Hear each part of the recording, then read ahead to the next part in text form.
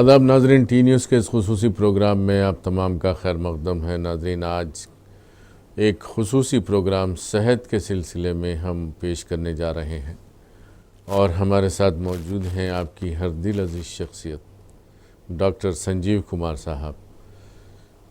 Doctor Sanjeev Kumar तो किसी तारुफ की मोहताज नहीं है, जैसा कि आप सब जानते हैं, जो तेलंगाना के माने हुए कोरोना एक्सपर्ट माने जाते हैं, जो कार्डियोलॉजिस्ट हैं लेकिन कोरोना एक्सपर्ट माने जाते हैं। पिछले 2 सीज़न्स में 2 फेजेस में आपने बहुत ही कामयाबी के साथ कोरोना पेशेंट्स को हैंडल किया है और बहुत ही कम दवाओं के साथ उन्होंने इलाज करके साबित कर दिया कि लोग जो बड़े बड़े दवाखानों में लूटमार मचाए हैं वो सब बेकार है। तो आज हम बात करेंगे ओमिक्रॉन के बारे में, बढ़ती हुई ओमिक्रॉन की तादाद के बारे में कि ये है क्या चीज़, और सबसे अहम मुद्दा जो हम आज बात करने वाले हैं वो है हार्ट अटैक्स। हार्ट अटैक, दिल का दौरा पड़ना, हार्ट अटैक आना आजकल एक आम बात हो गई है। पहले ज़माने में सुनते थे कि फ़लाँ शख्स को हार्ट अटैक आया है, फ़लाँ की मौत हार्ट अटैक से हुई, दिल का दौरा पड़ा है। लेकिन यहाँ पर जब सुबह फेसबुक खोलते हैं तो उसमें 2-3 खबरें हार्ट अटैक की नज़र आती हैं और हार्ट अटैक आजकल नौजवानों में बहुत ज़्यादा हो रहा है। उसकी वजह क्या है, डॉक्टर संजीव कुमार से हम जानेंगे। आपकी तरफ से, टी न्यूज़ की तरफ से, मैं डॉक्टर संजीव कुमार साहब का इस प्रोग्राम में इस्तकबाल करता हूँ। डॉक्टर साहब, आपका तो इस्तकबाल भी नहीं कर सकते, आप हमारे डॉक्टर हैं, टी न्यूज़ के पैनल डॉक्टर हो गए हैं आप। शुक्रिया। तो फिर जहमत देनी पड़ी, आपको माफ़ी चाहते हैं हम। ये बार बार जो है ये कोरोना वरोना, उसके बाद कोरोना का रोना अभी ख़त्म नहीं हुआ था, ये ओमिक्रॉन आ गया। तो ये ओमिक्रॉन है क्या चीज़? ये जो अभी हमने तो सुना है कि वो साउथ अफ्रीका में जो है टेस्ट किया था तो उन लोगों ने बताया कि हमारे पास एक नया वायरस आया है, बेचारे बोल के बदनाम हो गए जी। सारी दुनिया ने साउथ अफ्रीका को बायकॉट कर दिया। लेकिन सवाल ये है कि साउथ अफ्रीका में जब ऐलान हुआ ओमिक्रॉन का, साउथ अफ्रीका को सब लोग बायकॉट कर दिया, साउथ अफ्रीका के फ़्लाइट सारी दुनिया में बंद हो गए। लेकिन फिर वो उड़ते उड़ते जो है यूके जाता है, वहाँ से यूरोप जाता है, फिर वहाँ से इंडिया आता है। ये कैसा ट्रैवल हुआ ये? हालांकि हमारे पास इंडिया में भी एयरपोर्ट में बड़ी सख्ती है, फिर कैसा ट्रांसफ़र होते हुए आज हैदराबाद तक पहुँच गया, हैदराबाद में 20 हो गए, मतलब तेलंगाना में। जी, तो सबसे बड़ी ताकत इसकी ये है कि ये मल्टीप्लाई बहुत तेज़ करता है।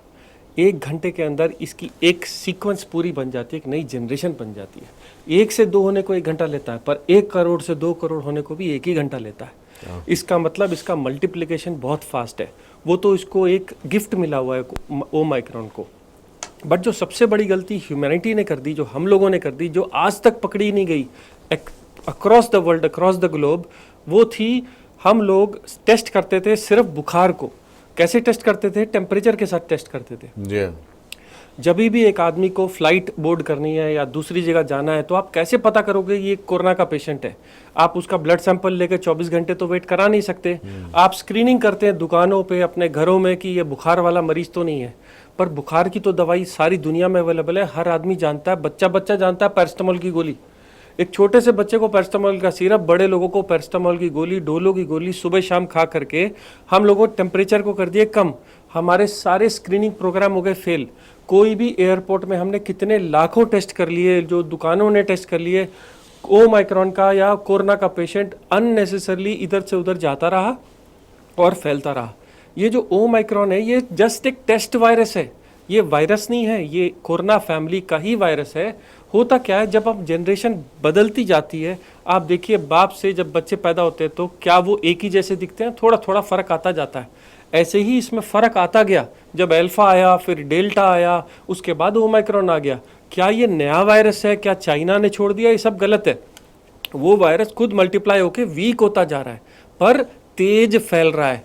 इस वक्त ओमिक्रॉन के फैलने की कैपेसिटी पहले अल्फ़ा और डेल्टा से भी ज़्यादा है। जी, लेकिन इसके सिम्टम्स समझ में नहीं आ रहे। जैसा कि कोरोना को जो है आपका स्मेल, मतलब बो नहीं आती थी, तो दम चढ़ता था, बहुत ज़्यादा बुखार होता था, लेकिन ओमिक्रॉन में कोई सिम्टम नहीं है। तो फिर पहचाने कैसा कि उसको ओमिक्रॉन हुआ है? तो मैं पहले आपको एक स्टोरी सुनाता हूँ। साउथ अफ्रीका में हमारे कुछ दोस्त डॉक्टर्स ने ये बताया कि ओमाइक्रॉन के पेशेंट्स में सिम्टम्स क्या आते हैं। तो ध्यान से सुनिए कि वो मरीज जो उनके पास आए और उन्होंने टेस्ट किया और उनको वेरिएंट मिल गया, तो उन्होंने सबको एडमिट कर लिया और एडमिट करके देखा कि इनको होता क्या है। उनको बुखार आता है, सिर दर्द होता है, छींकें लगती हैं, जुकाम होता है, गला खराब होता है। इससे नीचे नहीं उतरता ये। ओहो। इससे नीचे उन लोगों ने हांगकांग यूनिवर्सिटी में डॉक्टर चैंग ने ये टेस्ट किए। उन्होंने पाया ये वायरस सिर्फ इतनी दूर तक रहता है, पर इतनी दूर से नीचे नहीं जाता, लंग्स को ज़्यादा इन्फेक्ट नहीं करता, बच्चों को बहुत तेज पकड़ता है, एडल्ट्स को बहुत तेज पकड़ता है। इसके पकड़ने की कैपेसिटी R0 फैक्टर 60 गुना है, पुराने वाले वायरस से 60 गुना तेज मल्टीप्लाई करके दूसरे में चला जाता है। पर उस आदमी को मारता नहीं, उसको कहता कुछ नहीं, उसको ऑक्सीजन की जरूरत नहीं पड़ती, उसको लंग्स में निमोनिया नहीं होता, वो एडमिट करने की जरूरत नहीं पड़ती। तो वो सारे मरीज जिनको आईसीयू में इन्होंने रखा था, उनमें वेंटिलेटर की जरूरत नहीं पड़ी। 40,000 पेशेंट जो एडमिट हुए साउथ अफ्रीका में, 38 लोगों की सिर्फ डेथ हुई, बाकी सारे के सारे ऑटोमेटिक रिकवर कर गए और कोई स्पेसिफिक दवा की जरूरत नहीं पड़ी उनको।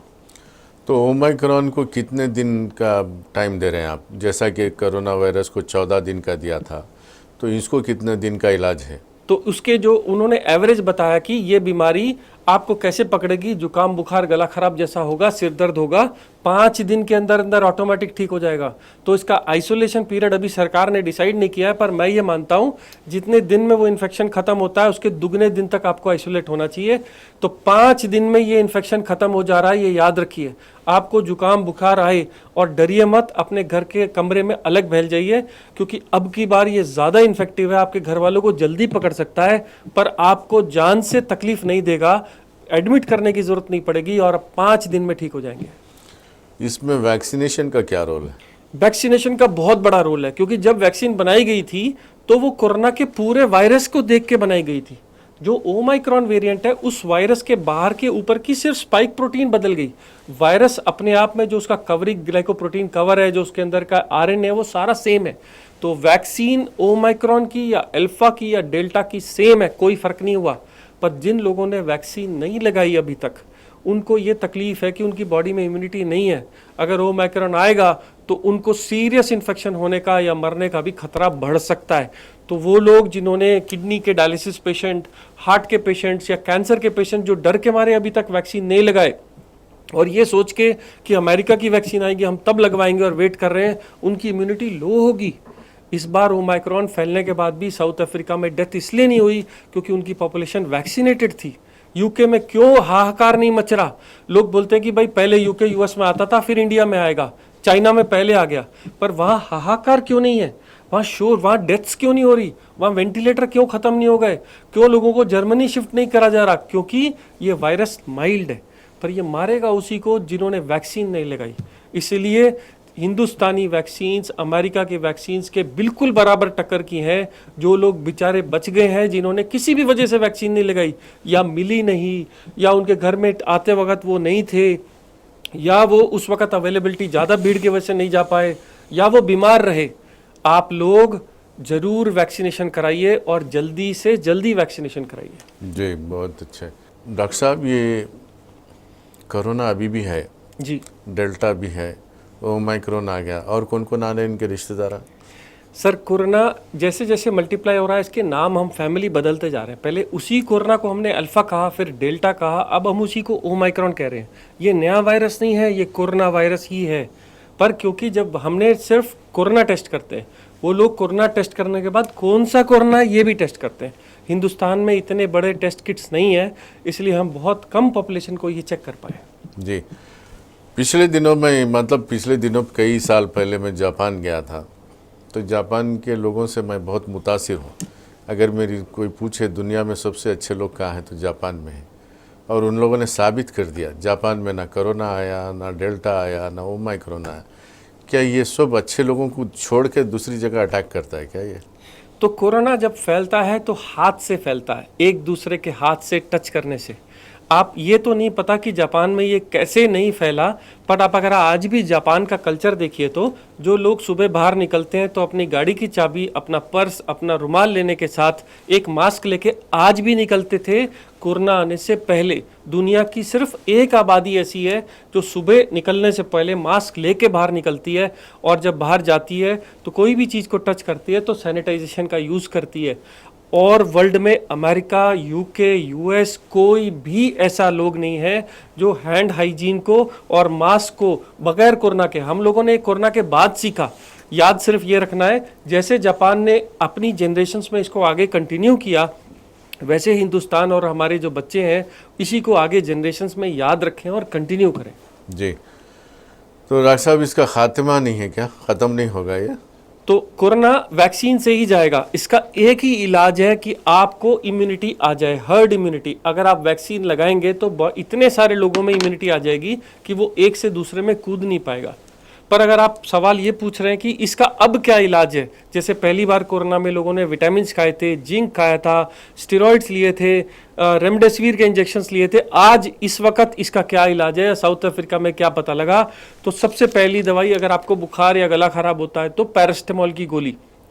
कोई एक कंपनी नहीं है, 500 mg की गोली आती है, कोई भी लोग बुखार के लिए यूज़ करते हैं, ओवर द काउंटर वर्ल्ड में मिलती है। आप पैरास्टामोल गोली से अपना बुखार या बॉडी दर्द को कंट्रोल कर सकते हैं। पर ध्यान रखिए, अगर आपको फीवर है तो आप ट्रेवल ना करिए, नहीं तो ये बहुत तेज फैल जाता है। दूसरा इसका इलाज है कफ सिरप्स। आपने दुनिया में बहुत सारे अलग अलग रंग के कफ सिरप देखे होंगे, ज़्यादातर सारे एक ही क्लास की ड्रग्स को मिक्स करके बनाए जाते हैं। बच्चों का, अडल्ट का डोज ऑलमोस्ट सेम रहता है वेट के हिसाब से।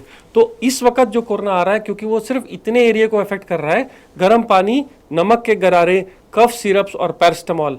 अगर आपको किसी वजह से किस्मत खराब हुई, आपने इम्यूनिटी नहीं हो और आपको हॉस्पिटल एडमिट करना पड़े, तो सिर्फ स्टेरॉइड्स जो 10 रुपए का इंजेक्शन है, 4 दिन लगाने से 5वें दिन आप बिल्कुल डिस्चार्ज हो सकते हैं। ये कुछ भी बड़ी चीज़ नहीं है, बस ये ध्यान रखना है कि एकदम ना फैल जाए। जी, तो अब बात करते हैं हार्ट अटैक्स। तो ये नौजवानों में हार्ट अटैक बहुत हो गया डॉक्टर साहब। पहले सुनते थे किसी को हुआ 6 महीने में एक बार सुनते थे, अब तो रोज़ 8-10 सुनने में आ रहे हैं नौजवान लोगों में। इसकी वजह क्या है? इसकी वजह है स्मोकिंग, सबसे पहली वजह अगर हम कहें लेकिन तो। मैं तो कई लोग ऐसे लोगों को जानता हूं जो स्मोक भी नहीं करते, फिर भी हार्ट अटैक आया। तो इस वक्त हमारी यंग जनरेशन स्ट्रेस से गुजर रही है, डर से, खौफ से गुजर रही है। बहुत सारी यंग जनरेशन के पास काम हट गया है, स्ट्रेस एक फैक्टर है। उस स्ट्रेस को रोकने के लिए जो स्मोकिंग यूज़ की जा रही है उसकी क्वांटिटी बढ़ गई। आप देखिए लॉकडाउन के टाइम, चाहे स्मोक महंगी हो गई फिर भी लोगों ने स्मोक करते रहे, टबैको चू करते रहे। स्मोकिंग, स्ट्रेस, हमारी जो जेनेटिक फैक्टर्स थे एशियन पॉपुलेशन को हार्ट अटैक ज़्यादा होना, वो आज भी कायम है। पर हमने कोरोना के टाइम पे एक्सरसाइज ना करके सिर्फ बैठ के खाना खाया और वजन बढ़ाया। इसके वजह से बहुत सारे लोगों को इसके रिस्क फैक्टर सडनली मल्टीप्लाई हो गए और बढ़ गए, इसीलिए हमें सडन डेथ। दूसरा मीडिया, पहले एक डेथ होती थी तो 1-10 घरों तक पता चलती थी। आज जापान में अगर एक डेथ हो जाए तो यहाँ तक, इंडिया तक खबर आ जाती है एक ही दिन के अंदर कि ऐसा हो गया। मैं ये नहीं कहता हूँ कि ओवर एम्पलीफाइड है, डेफिनेटली हम लोगों ने भी यंग लोगों को हार्ट अटैक ज़्यादा देखा। पहले हम 20, 25, 30 साल का बच्चा अगर हार्ट अटैक, चेस्ट पेन बोल के आए तो हम नज़रअंदाज कर देते थे कि आपको हार्ट अटैक नहीं हो सकता। पर आज की तारीख में हम इनको नज़रअंदाज नहीं कर सकते। अगर आप स्मोक करते हैं तो अभी भी इसको बंद करिए, नहीं तो ये हार्ट अटैक का सिलसिला नहीं रुक सकता। फूड हैबिट्स के अंदर प्रेफर टू बी वेजिटेरियंस, क्योंकि नॉन वेज डाइट के अंदर बहुत सारा कंसनट्रेटेड इतने सारे फैक्टर्स होते हैं जिससे कि आपका सडन कोलेस्ट्रॉल लेवल बढ़ सकता है। पर ये सबके लिए ट्रू नहीं है। यंग लोग, पतले लोग, जिन लोगों का कोलेस्ट्रॉल कंट्रोल्ड है, आपका खासकर एलडीएल जिनका कंट्रोल्ड है, उन लोगों को डरने की बात नहीं है। पर कोशिश करिए कि रॉ वेजिटेबल्स, रॉ फ्रूट्स, सब्जियां, सलाद, ये जो हमने कम कर दिए इसको बढ़ाइए। दाल की क्वांटिटी जो हमने कम कर दी इसको बढ़ाइए, और जो ऑयली फूड्स है उनको कम करिए। रातों का जागना, स्ट्रेस, फियर, ये सारे के सारे फैक्टर्स हैं जो कंट्रीब्यूट करते हैं, जोड़ते हैं और बढ़ाते हैं हार्ट को। जी, और क्या चाहिए खाने में क्या लेना चाहिए? आप तो नौजवानों को बोल रहे हैं, सबके लिए बोलिए। तो सबके लिए एक बेस्ट फूड का मैं एक आपको एग्जांपल बोलता हूं कि आपको कैसे खाना खाना चाहिए। जिस वक्त आप खाना खाने बैठे, मैं खासकर वो लोगों जिनको बीपी शुगर है, उन लोगों को जो जवान है, आप अपने टेबल के ऊपर सलाद और फ्रूट्स को काट के रख लीजिए। नॉर्मली लोग फ्रूट सलाद खाते ही नहीं है। अगर आप पहले फ्रूट और सलाद काट के रख लेंगे, उस टाइम आपकी भूख की खाने की कैपेसिटी बहुत ज़्यादा रहती है। तो डायरेक्टली अगर आप चावल और रोटी के ऊपर टूट पड़ेंगे तो आपकी कैलोरी काउंट बहुत तेज बढ़ जाता है। इसलिए खाना सर्व करने से पहले 1 कप सूप या दाल घर की बनी हुई गरम, उसके साथ अगर आप फ्रूट्स और सैलड्स खाएं तो शुगर वाले लोग अपना इंजेक्शन या टीका या गोली इमीडिएटली लेके वो खा सकते हैं। 15 मिनट के अंदर अंदर जब वो पूरा ख़त्म हो जाए तो आपको नॉर्मल खाना सर्व कर देना चाहिए। जब हम कहते हैं कि आप चावल और रोटी मत खाइए तो उसी को खाने का दिल ज़्यादा करता है। इसके बदले मैं ये कहता हूँ कि आपके जितनी भी रोटी खानी है खाइए, जितना भी चावल खाना है खाइए, पर अगर आपने सलाद और फ्रूट खाया होगा, अगर एक दाल बाउल का पिया होगा, तो आपके खाने की कैपेसिटी 15 मिनट के बाद आधी हो जाएगी। तो मैं ये कहना कि आप चावल मत खाइए, उससे अच्छा ये कहूँगा कि आप पहले दाल या सूप खाइए, फ्रूट्स वेजिटेबल खाइए, 15 मिनट के बाद आप नॉर्मल फूड खाइए, आपकी ऑलरेडी रिक्वायरमेंट्स कम हो जाएंगी। जी। और नॉनवेज तो हम लोगों में बहुत कॉमन है ना, कैसा छोड़ेंगे पर? नॉनवेज छोड़ना नहीं है, नॉनवेज की क्वांटिटी को रिस्ट्रिक्ट करना है। नॉनवेज से हार्ट अटैक कब बढ़े? मिडिल ईस्ट में हार्ट अटैक नहीं आते थे, वहाँ प्योर नॉनवेज डाइट होती थी। हमारे इंडिया का ट्रेडिशनल फूड वेजिटेबल फूड था, जिसमें दाल, राइस, पप्पू ये सब होता था। जब हमने दोनों को जोड़ दिया तो राइस और नॉनवेज दोनों मिलके हार्ट अटैक की नंबर वहाँ भी बढ़ गया और यहाँ भी बढ़ गया। तो मेरा ये कहना है, आप ट्रेडिशनल फूड जो है उसकी क्वांटिटी, नॉनवेज की क्वांटिटी को कम रखिए, पर आप खाइए, ऐसा मना नहीं है कि आप नहीं खा सकते। अच्छा डॉक्टर साहब, आप बता रहे थे ऑफिस में कि हार्ट अटैक के डेथ्स रात में ज़्यादा होते हैं जी। उसकी वजह? जब हम रात में सोते हैं तो आपकी जो स्लीप है वो पहले लाइट स्लीप होती है, जिसे कहते हैं रैपिड आई मूवमेंट स्लीप। इस टाइम पे आपको सपने आते हैं, पसीना आता है। आपने कई बार देखा होगा रात में सडनली जाग खुल जाती है पसीने के साथ। इस टाइम पे बॉडी की स्ट्रेस लेवल्स बहुत ज़्यादा हाई हो जाते हैं। जब आप और डीप रात में 2 बजे 3 बजे जाते हैं तो डीप स्लीप आती है। इस डीप स्लीप में हार्ट अटैक की क्वांटिटी कम हो जाती है। तो अर्ली मॉर्निंग और जैसे ही आप सोते हैं पहले 2 घंटे, इस टाइम पे आपके बॉडी के स्ट्रेस लेवल्स बहुत हाई होते हैं। इस टाइम पे आपको हार्ट अटैक आने का खतरा ज़्यादा होता है, खासकर सर्दियों में। तो क्या इसका इलाज? इसका इलाज है कि स्ट्रेस बस्टर्स। कुछ लोग जो अपना विश्वास करते हैं, अपना जो धर्म के हिसाब से नमाज अदा करते हैं रात वाली, जो कुछ लोग सुबह उठ करके प्राणायाम योगा करते हैं, जो लोग अपने भगवान की भक्ति करते हैं, जो आपके धर्म के हिसाब से वो करने से आपका स्ट्रेस लेवल कम होता है। आप काम के साथ काम को 12 आवर्स ना रख करके 8 आवर्स रख के थोड़ा टाइम वॉकिंग के लिए, थोड़ा टाइम स्ट्रेस रिलीफ के लिए, थोड़ा टाइम फैमिली टाइम के लिए ज़रूर रखें, जिससे आपका स्ट्रेस लेवल कम रहे, जिससे हार्ट अटैक आने का खतरा कम हो जाता है। और एक बात आपने बताई थी कि नींद में से अगर अचानक उठ जाते हैं तो थोड़ी देर आपको बैठना चाहिए, उसके बाद आगे बाथरूम को जाना चाहिए। बिल्कुल, ये खासकर ओल्ड एज में ध्यान रखना है, क्योंकि जब भी एक आदमी को लेटे से सडनली खड़ा किया जाता है तो उसका बीपी लेवल कम हो जाता है। खासकर बुजुर्ग या डायबिटिक लोग जो एकदम खड़ा होने से चक्कर महसूस करते हैं, वो लोग जनरली जब बाथरूम जाने लगते हैं तो जल्दी में गिर पड़ते हैं। फ्रैक्चर हो जाना, सडनली हार्ट आ जाना या बेहोश हो जाना बड़ा कॉमन हो जाता है। इसलिए मैं कहता हूं कि अगर आपको रात को किसी वजह से उठना पड़े और बाथरूम तक जाना है तो 2 मिनट बिस्तर पे बैठ के वेट करिए कि मुझे चक्कर तो नहीं आ रहा, पकड़ के हल्के हल्के वॉक करके तब आप जाइए, रादर देन एकदम खड़े होने के। बाथरूम में इसलिए डेथ ज़्यादा होते हैं शायद? बाथरूम में जैसे ही आदमी को बीपी लो होता है और उसको चक्कर बेचैनी आती है तो पहली चीज़ कोशिश करता है सेल्फ रिकवरी। लो, हम पानी पी के देखते हैं, उल्टी करके देखते हैं, बाथरूम जाके देखते हैं।